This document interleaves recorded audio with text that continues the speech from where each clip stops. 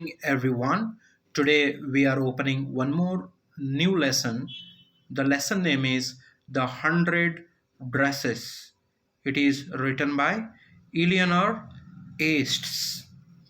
So before you read, there is an activity. Let us discuss about this activity. The first point, how do we judge the people around us?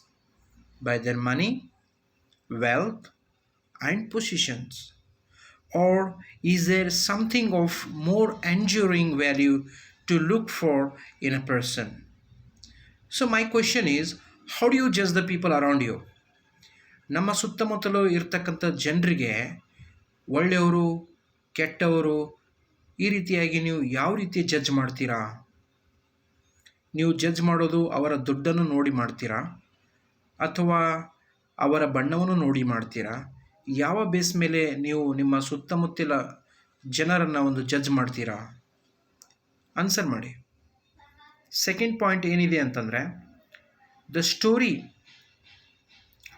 Is A sensitive account of how a poor Young girl is judged by her classmates. So ಈಗ ನಾವು ಓದ್ತಿರ್ತಕ್ಕಂಥ ಕತೆ 100 dress 1 ಇದು ಏನು ಹೇಳ್ಕೊಡುತ್ತೆ ಅಂದರೆ, ಒಂದು ಬಡ ಹುಡುಗಿಗೆ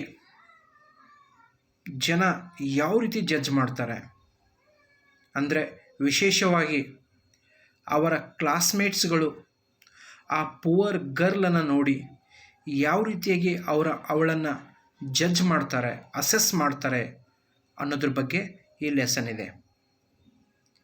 Wanda Petronski is a young Polish girl. ಇಲ್ಲಿ ಒಂದು ಶಾಲೆ ಇದೆ. ಆ ಶಾಲೆಯಲ್ಲಿ ಎಲ್ಲ ಮಕ್ಕಳು ಶಾಲೆಗೆ ಬರ್ತಾರೆ. ಆ ಒಂದು ಶಾಲೆಯ ಒಂದು ಕ್ಲಾಸಲ್ಲಿ ಒಂದು ಹುಡುಗಿ ಇದ್ದಾಳೆ, ತುಂಬ ಪೂವರ್ ಆಗಿದ್ದಾಳೆ, ಬಡವಳು ಆಗಿದ್ದಾಳೆ. ಆ ಹುಡುಗಿ ಹೆಸರೇನಂತಂದರೆ ವಾಂಡಾ ಪೆಟ್ರಾನ್ಸ್ಕಿ ಅಂತ. She's a young Polish girl ಅಂದರೆ ಆ ಹುಡುಗಿ ಪಾಲಿಷ್ ಗರ್ಲ್ ಆಗಿದ್ದಾಳೆ. ಪಾಲಿಷ್ ಗರ್ಲ್ ಅಂದರೆ ಪೋಲ್ಯಾಂಡ್ ದೇಶದವಳು, ತುಂಬ ಬಡವಳು. Who goes to school with other American children in an American town. ಆ ಒಂದು ಬಡ ಹುಡುಗಿ ಬೇರೆ ವಿದ್ಯಾರ್ಥಿಗಳ ಜೊತೆಗೆ ಶಾಲೆಗೆ ಹೋಗ್ತಾಳೆ. ಆ ಶಾಲೆ ಎಲ್ಲಿದೆಯಪ್ಪ ಅಂದರೆ ಅಮೇರಿಕಾದಲ್ಲಿದೆ. ಅಮೇರಿಕನ ಒಂದು ಟೌನ್ ಇದೆ, ಅಲ್ಲಿ ಅವಳು ಶಾಲೆಗೆ ಹೋಗ್ತಾಳೆ. ಅವಳ ಒಂದು ಓನ್ ಕಂಟ್ರಿ ಯಾವುದಪ್ಪ ಅಂದರೆ ಪೋಲ್ಯಾಂಡ್, ಬಟ್ ಅವಳು ಈಗ ಇರ್ತಾ ಇರೋದು ಅಮೇರಿಕಾದಲ್ಲೇ. ತುಂಬ ಬಡವಳು ಆಗಿದ್ದಾಳೆ. These other children see Wanda as different in many ways. Can you guess how they treat Har?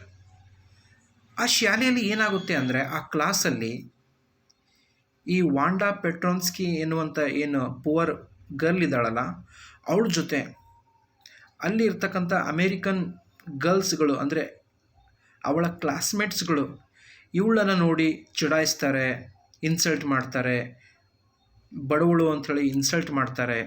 So ಒಟ್ಟಾರೆ ಅಷ್ಟು ಚೆನ್ನಾಗಿ ಟ್ರೀಟ್ ಮಾಡೋಂಗಿಲ್ಲ.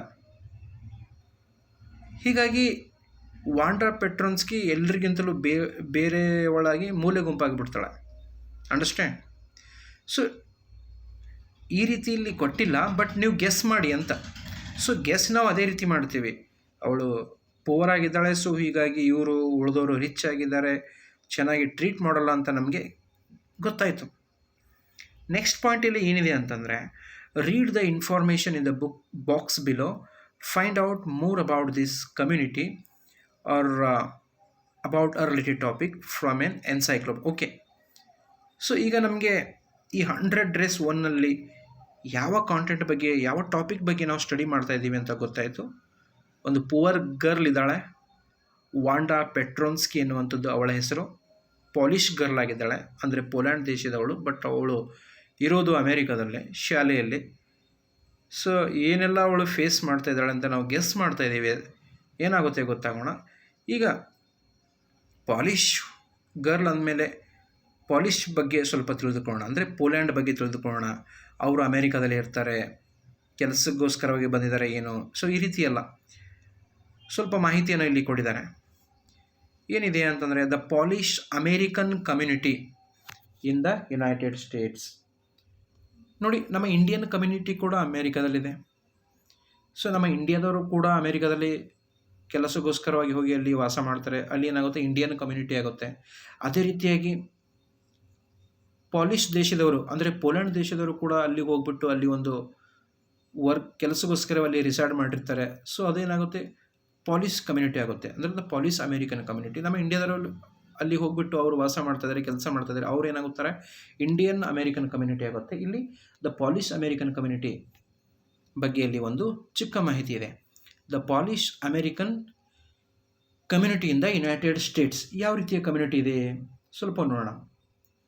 The first Polish immigrants arrived in America in 1608. First time 1608ನಲ್ಲಿ ಪಾಲಿಷ್ ಜನರು ಅಮೇರಿಕಾದಲ್ಲಿ ಬಂದರು, ಮೈಗ್ರೇಟ್ ಆದರು. ನೆನ್ಪಿಟ್ಕೊಳ್ಬೇಕು ಈ ವಿಷಯ, 1608. But the largest wave of Polish immigration occurred in the early 20th century. 1608ಅಲ್ಲಿ ಪಾಲಿಷ್ ಜನರು ಅಮೇರಿಕಾದಲ್ಲಿ ಬಂದು ಇಮೈಗ್ರೆಂಟ್ ಆದರು, ಅಮೇರಿಕಕ್ಕೆ ಬಂದರು. ಆದರೆ ಹೈಯೆಸ್ಟ್ ಇಮೈಗ್ರೇಷನ್ ಪೋಲೆಂಡ್ನಿಂದ ಅಮೇರಿಕಕ್ಕೆ ಯಾವಾಗಾಗಿದೆಯಪ್ಪ ಅಂದರೆ early 20th century. Early 20th century ಅಂತಂದರೆ 1900ನಿಂದ ಮೋಸ್ಟ್ಲಿ 1920ವರೆಗೆ ಅರ್ಲಿ 20th centuryಯಲ್ಲಿ ಜಾಸ್ತಿ ಪೋಲ್ಯಾಂಡ್ದವರು ಅಮೇರಿಕಕ್ಕೆ ಮೈಗ್ರೇಟ್ ಆದರು ಆ ಒಂದು ಟೈಮಲ್ಲಿ. When more than 1 million Poles migrated to the United States. ನೋಡಿ, ಅಷ್ಟಲ್ಲ ಇಷ್ಟಲ್ಲ, 1,000 ಅಲ್ಲ, 2,000 ಅಲ್ಲ, 1 million ಅಂದರೆ 10 ಲಕ್ಷ ಪೋಲ್ಯಾಂಡ್ ಜನರು, ಅಂದರೆ ಪೋಲ್ಸ್ ಅಂತ ಕರೀತಾರೆ, ಅವರು ಅಮೇರಿಕಕ್ಕೆ ಮೈಗ್ರೇಟ್ ಆದರು. ಕಾರಣ ನಮ್ಮೆಲ್ಲರಿಗೂ ಗೊತ್ತಿರುವ ಹಾಗೆ ಕೆಲಸಕ್ಕೋಸ್ಕರವಾಗಿ ಹೋಗಿರ್ತಾರೆ. The polish state did not exist at that time and the immigrants were identified according to their country of origin rather than the ethnicity. So ಆ ಟೈಮಲ್ಲಿ ಕೆಲಸಕ್ಕೋಸ್ಕರವಾಗಿ ಅಮೇರಿಕಕ್ಕೆ ಹೋಗಿದ್ದರು ಪೋಲ್ಯಾಂಡ್ ದೇಶದವರು. ಆವಾಗ ಪಾಲಿಷ್ ಜನರಿಗೋಸ್ಕರವಾಗಿ ಒಂದು ಸ್ಟೇಟ್, ಒಂದು ಪರ್ಟಿಕ್ಯುಲರ್ ಏರಿಯಾ ಇರಲಿಲ್ಲ. ಸೊ ಅವರು ಒಂದು ಇಮೈಗ್ರೆಂಟ್ ಅಂತಾಗೆ ತಿಳ್ಕೊಂಡಿರ್ತಾರೆ. ಅಮೇರಿಕನ್ನವರು ಅವರನ್ನು ಯಾವ ರೀತಿ ಕನ್ಸಿಡರ್ ಮಾಡ್ತಾಯಿದ್ರು, ಇವರು ಒಂದು ಪಾಲಿಷ್ ಜನರು ನಮ್ಮ ದೇಶಕ್ಕೆ ಮೈಗ್ರೆಂಟ್ ಆಗಿ ಬಂದಿದ್ದಾರೆ ಅಷ್ಟೇ ತಿಳ್ಕೊಳ್ತಾ ಇದ್ರು ಹೊರತು ಅವರಿಗೆ ಸಪ್ರೇಟ್ ಒಂದು ಹೈಯೆಸ್ಟ್ ಸ್ಟೇಟಸ್ ಆ ಟೈಮಲ್ಲಿ ಅವರಿಗೆ ಇರಲಿಲ್ಲ. ಸೊ ಅವರನ್ನು ಪಾಲಿಷ್ ಜನರಂತೆ ಕರಿತಾ ಇದ್ರು ಹೊರತು ರ್ಯಾದರ್ ದೆನ್ ಟು ಎಥ್ನಿಸಿಟಿ ಅಂದರೆ ಕಲ್ಚರಲ್ ಬ್ಯಾಕ್ಗ್ರೌಂಡ್ನಿಂದ ಅವರನ್ನು ನೋಡ್ತಿರಲಿಲ್ಲ. ಕೇವಲ ಕಂಟ್ರಿ ಬೇಸ್ ಮೇಲೆ ಅವರನ್ನು ನೋಡ್ತಾ ಇದ್ರು, ಅಂದರೆ ಇವರು ಪೋಲ್ಯಾಂಡ್ದವರು ಅಂತ ನೋಡ್ತಾ ಇದ್ರು ಅಮೇರಿಕಾದವರು. They were identified as Russian Poles, German Poles and Austrian poles.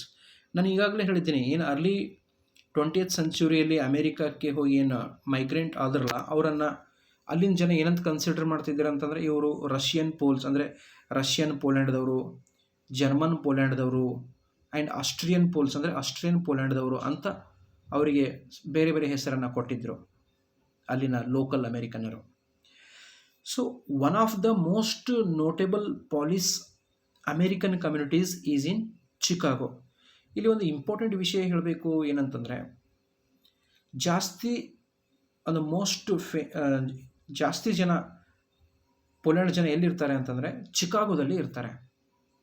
And its suburbs. ಇಲ್ಲಿ ಸಬರ್ಬ್ಸ್ ಅಂದರೆ ಔಟ್ಸೈಡ್ ಏರಿಯಾ, ಅಂದರೆ ಆ ಚಿಕಾಗೋ ಸಿಟಿಯನ್ನು ಬಿಟ್ಟು ಅದರ ಸರೌಂಡಿಂಗ್ ಏರಿಯಾದಲ್ಲಿ, ಅಂದರೆ ಔಟ್ಸೈಡ್ ಏರಿಯಾದಲ್ಲಿ ಕೂಡ ಪಾಲಿಷ್ ಜನ ಇರ್ತಾರೆ. ಸಬರ್ಬ್ಸ್ ಇಲ್ಲಿ ನೋಡಿ, SUBURBS, ಸಬರ್ಬ್ಸ್ ಅಂದರೆ outside area. So Chicago is sometimes called the second largest Polish city in the world. ನೋಡಿ, ಚಿಕಾಗೋದಲ್ಲಿ ಜಾಸ್ತಿ ಪಾಲಿಷ್ ಜನ ಇರೋದ್ರಿಂದ ಚಿಕಾಗೋ ಏನಂತ ಫೇಮಸ್ ಆಗಿದೆ, ಇಡೀ ಜಗತ್ತಿನಲ್ಲೇ ಸೆಕೆಂಡ್ ಲಾರ್ಜೆಸ್ಟ್ ಪಾಲಿಷ್ ಸಿಟಿ, ಅಂದರೆ ಅತಿ ಹೆಚ್ಚು ಪೋಲ್ಯಾಂಡ್ ಜನರನ್ನು ಹೊಂದಿರತಕ್ಕಂಥ ಸೆಕೆಂಡ್ ಲಾರ್ಜೆಸ್ಟ್ ಸಿಟಿ ಇಡೀ ಜಗತ್ತಿನಲ್ಲಿ ಯಾವುದು ಅಂತಂದರೆ ಅದು Chicago. Next only to ವಾರ್ಸೋ.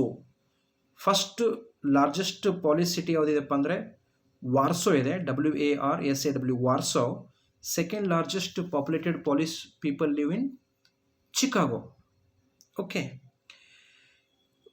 Warsaw is the capital of Poland, Poland country. In that Poland, the capital of country Poland is Warsaw. There the highest Polish people live. The second highest people live in the city of Chicago, that is in America. Polish Americans were sometimes discriminated against in the United States. ಇಲ್ಲಿ ಏನು ನಾವು ಒಂದು ವಿಷಯ ನೆನ್ಪಿಟ್ಕೊಳ್ಬೇಕಂದ್ರೆ, ಚಿಕಾಗೋದಲ್ಲಿನ highest polish ಜನ ಇದ್ದಾರಲ್ಲ, ಅವರು ಒಂದು ವಿರುದ್ಧ ಆವಾಗ ಡಿಸ್ಕ್ರಿಮಿನೇಷನ್ ಆಗುತ್ತೆ. ಅಲ್ಲಿನ ಸ್ಥಳೀಯ ಅಮೇರಿಕನರು ಅವರು ವಿರುದ್ಧ ಏನು ಮಾಡ್ತಾರೆ, ಡಿಸ್ಕ್ರಿಮಿನೇಷನ್ ಮಾಡ್ತಾರೆ. ಡಿಸ್ಕ್ರಿಮಿನೇಷನ್ ಮೀನ್ಸ್ ಭೇದ ಭಾವ ಮಾಡ್ತಾರೆ. As are the Irish, Italians and juice. ಯಾವ ರೀತಿಯಾಗಿ ಅಮೇರಿಕನಲ್ಲಿ ಇವರು ಐರಿಷ್ ಜನ, ಇವರು ಇಟಾಲಿಯನ್ ಜನ, ಇವರು ಜ್ಯೂಸ್ ಜನ ಅಂತ ಡಿಸ್ಕ್ರಿಮಿನೇಟ್ ಮಾಡ್ತಾರೋ, ಅದೇ ರೀತಿಯಾಗಿ ಇವರು ಪಾಲಿಶ್ ಜನ ಅಂತ ಈ ರೀತಿ ಡಿಸ್ಕ್ರಿಮಿನೇಟ್ ಮಾಡ್ತಾರೆ ಅಂತ ಇಲ್ಲಿ ಕೊಟ್ಟಿದ್ದಾರೆ. According to the United States 2000 census, ಅಮೇರಿಕದ 2000 ಇಸ್ವಿಯ ಸೆನ್ಸಸ್ ಪ್ರಕಾರ 667 414 Americans of age 5 years or older reported Polish as the language spoken at home. So ಎಷ್ಟು ಜನ ಪಾಲಿಶ್ ಲ್ಯಾಂಗ್ವೇಜಲ್ಲಿ ಮಾತಾಡ್ತಾರೆ ಅಮೇರಿಕಾದಲ್ಲಿ 2000 ಸೆನ್ಸಸ್ ಪ್ರಕಾರ ಅಂದರೆ ಇಲ್ಲಿ ಸಂಖ್ಯೆ ಕೊಟ್ಟಿದ್ದಾರೆ 667,414 Americans of age 5 years. So which is about 1.4% of the people who speak languages other than English.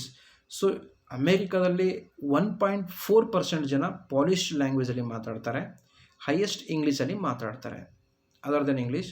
R 0.25% of the US population, ಅಂದರೆ US ಪಾಪ್ಯುಲೇಷನಲ್ಲಿ ಒಟ್ಟಾರೆ 0.25% ಜನ ಪಾಲಿಶ್ ಲ್ಯಾಂಗ್ವೇಜಲ್ಲಿ ಮಾತಾಡ್ತಾರೆ, ಮತ್ತು ಸ್ಪೆಷಲಿ ಚಿಕಾಗೋದಲ್ಲಿ 1.4% ಜನ ಪಾಲಿಶಲ್ಲಿ ಮಾತಾಡ್ತಾರೆ ಅನ್ನುವಂಥದ್ದು ಇದರ ಒಂದು ಮೀನಿಂಗ್ ಇದೆ. ಸೊ ನೆಕ್ಸ್ಟ್ ನೋಡಬೇಕಾದ್ರೆ ಈಗ ನೇರವಾಗಿ ಟಾಪಿಕ್ ಸ್ಟಾರ್ಟ್ ಆಗಿದೆ. ಒಂದು ಆ ಹುಡುಗಿಯ ಪರಿಸ್ಥಿತಿ ಏನಿದೆ ಅಂತ, ವಾಂಡಾ ಪೆಟ್ರೋನ್ಸ್ಕಿ ಯಾರು ಅಂತ ಈಗಾಗಲೇ ನಾವು ನೋಡಿದ್ದೀವಿ. ಈಗ ಟಾಪಿಕ್ ಸ್ಟಾರ್ಟ್ ಮಾಡೋಣ.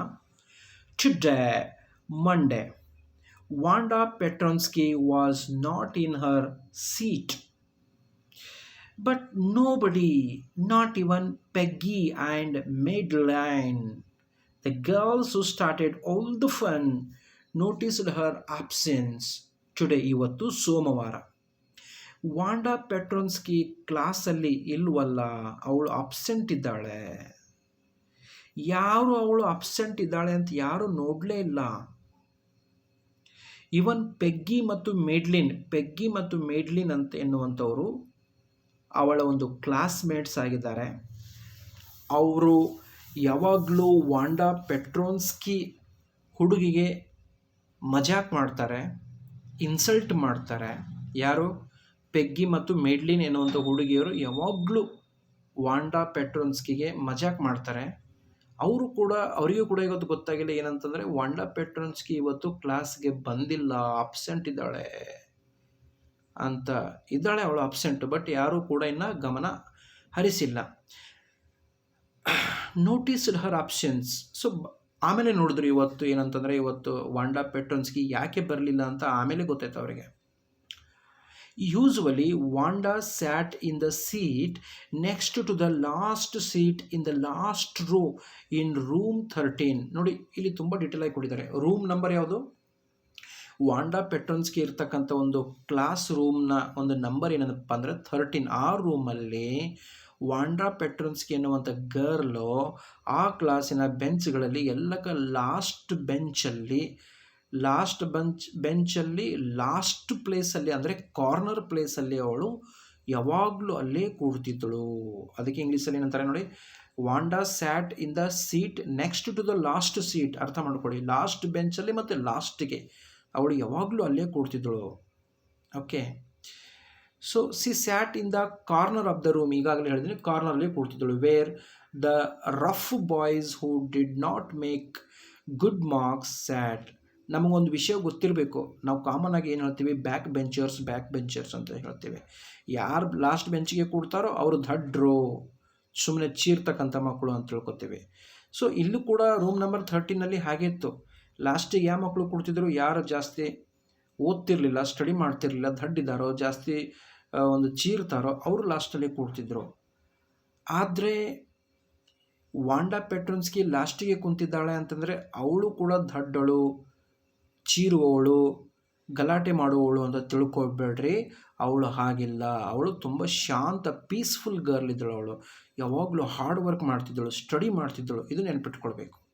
ಅಂದರೆ ವಾಂಡಾ ಪೆಟ್ರೋನ್ಸ್ಕಿ ಲಾಸ್ಟಿಗೆ ಕುಂತಿದ್ದಾಳೆ ಅಂದರೆ ಇದರ ಅರ್ಥ ನಾವು ತಿಳ್ಕೊಳ್ಬಾರ್ದು, ನೆಗೆಟಿವ್ ತಿಳ್ಕೊಳ್ಬಾರ್ದು. ಬೇರೆಯವರು ದಡ್ರು, ಜಾಸ್ತಿ ಮಾತಾಡ್ತಾರೆ ಅಂತ ಏನೆಲ್ಲ ಹೇಳ್ತಾರೆ ಬ್ಯಾಕ್ ಬೆಂಚಿಗೆ ಕೊಡೋರಿಗೆಲ್ಲ. ಆದರೆ ಇವಳು ಹಾಗಿರಲಿಲ್ಲ. She is very hard worker, honest girl. Okay. So the corner of the room where there was most scuffing of feet. ಇಲ್ಲಿ ನೋಡಿ, ಸ್ಕಫಿಂಗ್ ಅಂದರೆ ನಾಯ್ಸ್, ಸೌಂಡ್ ಮಾಡೋದು. ಜಾಸ್ತಿ ಸೌಂಡ್ ಮಾಡೋದಕ್ಕೆ ಏನು ಕರಿತೀವಿ ನಾವು? ಸ್ಕಫಿಂಗ್ ಅಂತ ಕರಿತೇವೆ. ಸ್ಕಫಿಂಗ್ ಅಂದರೆ ಲಾಸ್ಟ್, ನಮಗೆಲ್ಲರಿಗೂ ಗೊತ್ತಿದೆ, ಜಾಸ್ತಿ ನಮ್ಮ ಕ್ಲಾಸ್ ರೂಮಲ್ಲಿ ಸೌಂಡ್ ಎಲ್ಲಿಂದ ಬರುತ್ತೆ? ಲಾಸ್ಟ್ ರೋ ಇಂದ ಬರುತ್ತೆ. ಸೊ ಅಲ್ಲಿ ಜಾಸ್ತಿ ಸೌಂಡ್ ಇರ್ತಿತ್ತು. ಆದರೆ ಇವಳು ಆ ರೀತಿ ಇರಲಿಲ್ಲ, ಸೌಂಡ್ ಮಾಡ್ತಿರಲಿಲ್ಲ. Most roars of laughter when anything funny was set and most mud and dirt on the floor. So ನಮ್ಗೆ ಗೊತ್ತಿರಬೇಕು, ಯಾವಾಗಲೂ ಜಾಸ್ತಿ ಕಡಿ ರೂಮನಲ್ಲೇ, ಲಾಸ್ಟ್ ಬೆಂಚಲ್ಲೇ ಜಾಸ್ತಿ ಒಂದು ಯಾವ ರೀತಿ ಮಕ್ಕಳು ಕುಂತಿರ್ತಾರೆ ಅಂದರೆ ಜಾಸ್ತಿ ಸ್ಟಡಿ ಮಾಡಲಾರ್ದ ಮಕ್ಕಳು, ಮತ್ತು ಮೋಸ್ಟ್ ಜಾಸ್ತಿ ಸೌಂಡ್ ಮಾಡೋ ಮಕ್ಕಳು, ನಗ್ತಕ್ಕಂಥ ಮಕ್ಕಳು ನಾವು ನೋಡ್ತೀವಿ ಕಾಮನ್ ಆಗಿ. ಸೊ ಆ್ಯಂಡ್ ಮೋಸ್ಟ್ ಮಡ್ ಅಂದರೆ ಖಾಲಿ ಕೆಸರು ತೊಗೊಂಡು ಬರ್ತಕ್ಕಂಥ ಮಕ್ಕಳು, ಡರ್ಟಿ ಇರ್ತಕ್ಕಂಥ ಮಕ್ಕಳು ಲಾಸ್ಟಿಗೆ ಕುಂತಿರ್ತಾರೆ ಅನ್ನೋದು ಇಲ್ಲಿ ಕೊಟ್ಟಿದ್ದಾರೆ. Wanda did not sit there because she was rough and ನಾಯ್ಸಿ.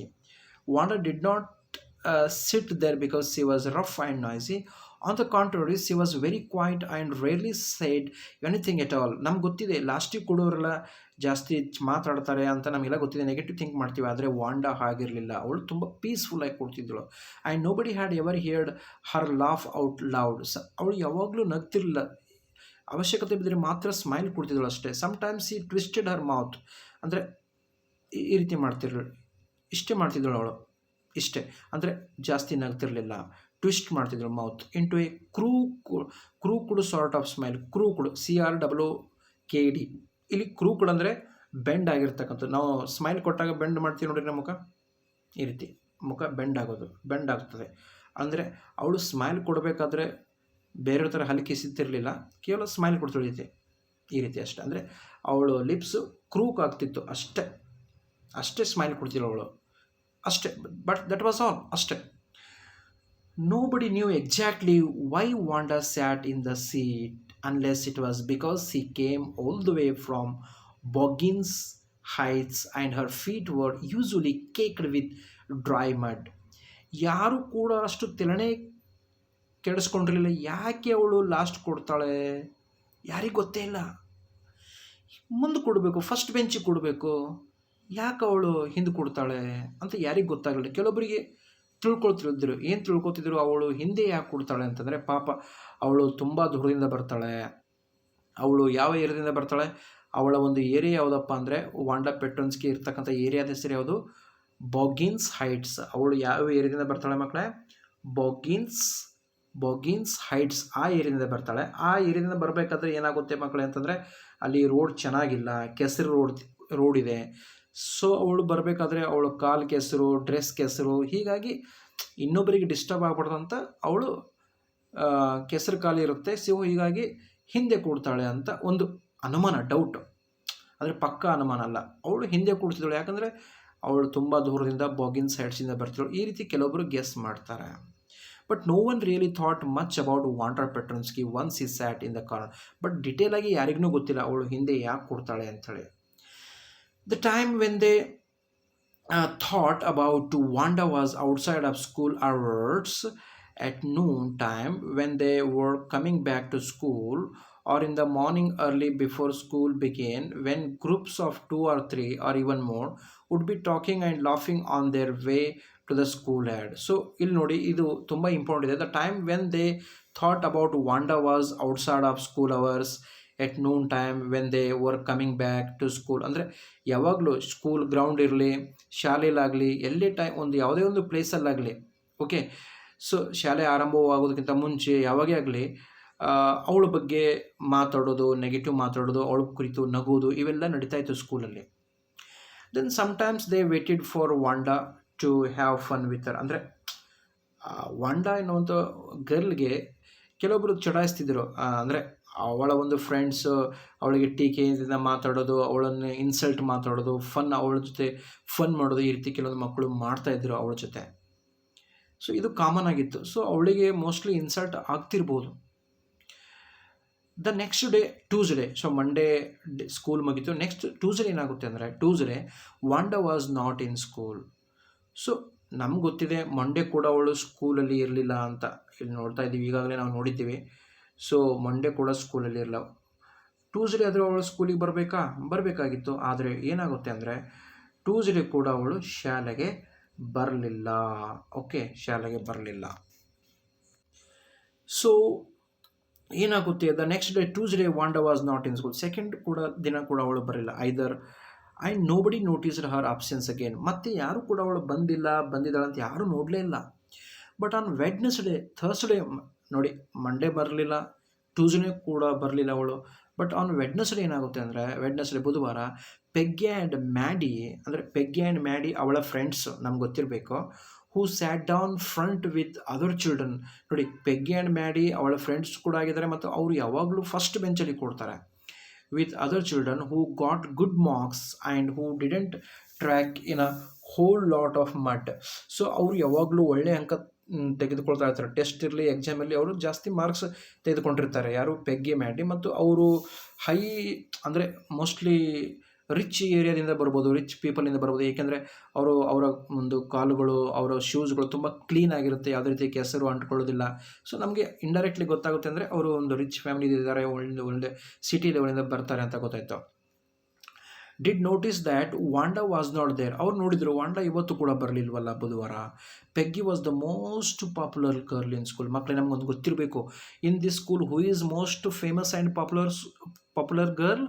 ಪೆಗ್ಗಿ is the most popular girl. So Peggy ಏನಿದ್ದಾಳೆ, was the most popular girl in the school. She was pretty ಅಂದರೆ ಮುದ್ದಾಗಿದ್ದಾಳೆ. ಪೆಗ್ಗಿ ಎನ್ನುವಂಥ ಗರ್ಲ್ ನೋಡೋದಕ್ಕೆ ಹೇಗಿದ್ದಾಳೆ, ಮುದ್ದಾಗಿದ್ದಾಳೆ, ಚೆನ್ನಾಗಿದ್ದಾಳೆ, ಬ್ಯೂಟಿಫುಲ್ ಆಗಿದ್ದಾಳೆ ಎನ್ನುವಂಥದ್ದು ಇದ್ರ meaning. C was pretty. She had many pretty clothes. ಅಂದರೆ ಪೆಗ್ಗಿ ನೋಡೋದಕ್ಕೆ ಚೆನ್ನಾಗಿದ್ದಾಳೆ, ಯಾಕಂದರೆ ಅವಳು ಚೆನ್ನಾಗಿ ಡ್ರೆಸ್ ಹಾಕೊಳ್ತಿದ್ದಳು. ಅಂದರೆ ಪ್ರೆಟ್ಟಿ ಕ್ಲೋತ್ಸ್ ಅಂದರೆ ತುಂಬ nice dress, daily variety dress ಅವಳು ಹಾಕ್ಕೊಂಡು ಸ್ಕೂಲಿಗೆ ಬರ್ತಿದ್ದಳು. And her hair was curly. ನೋಡಿ, ಪೆಗ್ಗಿ ಅನ್ನುವಂಥ ಒಂದು ಗರ್ಲ್ನ ಹೇರ್ ಹೇಗಿತ್ತಪ್ಪ ಅಂದರೆ ಕರ್ಲಿ ಹೇರ್ ಅಂದರೆ ನಮಗೆಲ್ಲರಿಗೂ ಗೊತ್ತು, ಗುಂಗುರು ಕೂದಲು ಇತ್ತು ಅವಳದು. ಇದು ಪೆಗ್ಗಿ ಬಗ್ಗೆ. ಅವಳು ಮೋಸ್ಟ್ ಫೇಮಸ್ ಗರ್ಲ್. ಅವಳ ಫ್ರೆಂಡ್ ಇನ್ನೊಬ್ಬಳಿದ್ದಾಳೆ, ಮ್ಯಾಡಿ ಅಂತ. ಮ್ಯಾಡಿ ವಾಸ್ ಹರ್ ಕ್ಲೋಸೆಸ್ಟ್ ಫ್ರೆಂಡ್. ನೋಡಿ, ಪೆಗ್ಗಿಯ ಕ್ಲೋಸೆಸ್ಟ್ ಫ್ರೆಂಡ್ ಯಾರು? ಮ್ಯಾಡಿ. The reason Peggy and Maddie noticed Wanda's absence was because Wanda had made them late to school. ಯಾಕೆ ಪೆಗ್ಗಿ ಮತ್ತು ಮ್ಯಾಡಿ ಇಬ್ಬರು ಹುಡುಗಿಯರು ವಾಂಡಾ ಪೆಟ್ರೋನ್ಸ್ಕಿಯನ್ನು ನೋಡ್ತಾ ಇದ್ದಾರೆ, ಅವಳು ಇನ್ನೂ ಯಾಕೆ ಬಂದಿಲ್ಲ, ಅಬ್ಸೆಂಟ್ ಇದ್ದಾಳೆ ಅಂತ ಯಾಕೆ ವಿಚಾರ ಮಾಡ್ತಾ ಇದ್ದಾರೆ ಅಂತಂದರೆ, ಇವರಿಬ್ಬರು ಇವತ್ತು ಅಂದರೆ ಬುಧವಾರ ಶಾಲೆಗೆ ಲೇಟ್ ಮಾಡಿ ಬಂದಿದ್ದಾರೆ. ಲೇಟ್ ಮಾಡಿ ಯಾಕೆ ಬಂದಿದ್ದಾರೆ, ಅದಕ್ಕೆ ಕಾರಣ ಯಾರು ಅಂತಂದರೆ, ಈ ಒಂದು ವಾಂಡಾ ಪೆಟ್ರೋನ್ಸ್ಕಿ ಅಂತ ಅವರು ಹೇಳ್ತಾ ಇದ್ದಾರೆ. ಯಾಕೆ ನೋಡಿ, ಗೊತ್ತಾಗಿದೆ, ರೀಸನ್ ಗೊತ್ತಾಗ್ತಾ ಇದೆ ನೋಡಿ. They had waited for Wanda. ನೋಡಿ, ಮ್ಯಾಡಿ ಮತ್ತು ಪೆಗ್ಗಿಗೆ ಸ್ಕೂಲ್ ಇವತ್ತು ಲೇಟ್ ಮಾಡಿ ಬಂದಿದ್ದಾರೆ ಬುಧವಾರ. ಯಾಕೆ ಅಂದರೆ ವಾಂಡಾ ಪೆಟ್ರೋನ್ಸ್ಕಿ 2 ದಿವಸ ಆಯಿತು ಶಾಲೆಗೆ ಬಂದಿಲ್ಲ. ಇವತ್ತು ಅವಳನ್ನು ಮುಂದೆ ಹಾಕ್ಕೊಂಡು ಅವಳಿಗೆ ಶಾಲೆಗೆ ಕರ್ಕೊಂಡು ಬರಬೇಕು ಅಂತ ಇಟ್ಕೊಂಡು ವಾಂಡಾ ಪೆಟ್ರೋನ್ಸ್ಕಿ ಸಲುವಾಗಿ ಈ ಒಂದು ಪೆಗ್ಗಿ ಮತ್ತು ಮ್ಯಾಡಿ ವೇಟ್ ಮಾಡಿ ಸಾಕಾಗ್ಬಿಟ್ಟು ಸ್ಕೂಲಿಗೆ ಬರ್ತಾರೆ. ಹೀಗಾಗಿ ಇವರಿಗೆ ಸ್ಕೂಲಿಗೆ ಲೇಟ್ ಆಗಿದೆ ಮತ್ತು ವಾಂಡಾ ಪೆಟ್ರೋನ್ಸ್ಕಿ ಇವತ್ತು ಕೂಡ ಶಾಲೆಗೆ ಬಂದಿಲ್ಲ. To have some fun with her. ಅಂದರೆ ಅವಳಿಗೆ ಯಾಕೆ ವೇಟ್ ಮಾಡ್ತಾ ಇದ್ದಾರೆ ಅಂದರೆ, ಇವರಿಬ್ಬರೇನು ಅವಳದು ಕ್ಲೋಸ್ ಫ್ರೆಂಡ್ ಇಲ್ಲ, ಬಟ್ ಒಂದು ಸುಮ್ಮನೆ ಮಜಾಕ್ ಮಾಡಬೇಕು, ಫನ್ ಮಾಡಬೇಕು, ಅವಳ ಜೊತೆ ಟೈಮ್ ಪಾಸ್ ಮಾಡಬೇಕು ಅನ್ನೋದು ಇವರಿಬ್ಬರ ಒಂದು ಆಸೆ. And she just had not come. ಆದರೆ ಇವತ್ತು ಕೂಡ ಅವಳು absent. They often waited for Wanda Petronski to have fun with her. ಅವರು ವೇಟ್ ಮಾಡಿದ್ರು ಬಟ್ ಕೊನೆಗೆ ಅವರು ಬರಲೇ ಇಲ್ಲ, ವಾಂಡಾ ಪೆಟ್ರೋನ್ಸ್ಕಿ ಬರಲಿಲ್ಲ. ಸೊ ರಿಮೈನಿಂಗ್ ಟಾಪಿಕ್, ಮುಂದಿನ ಭಾಗವನ್ನು ನಾವು ನೆಕ್ಸ್ಟ್ ವಿಡಿಯೋದಲ್ಲಿ ನೋಡೋಣ. So I make 5 to 6 different videos, different parts to have this lesson. I mean, this lesson 100 dresses part 1 and part 2 I will complete in 6 to 7 different video parts. Okay, thank you one and all.